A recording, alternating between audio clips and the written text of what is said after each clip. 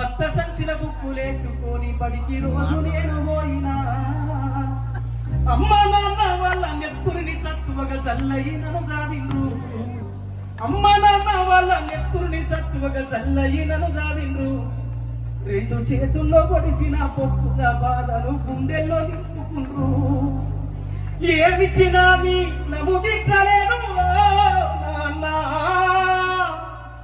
ఏమిచ్చినా మీ నముదించలేను నాన్న ఈ బాధలు బందయ్యే రోజు రెప్పనే నాకు జన్మనిచ్చిన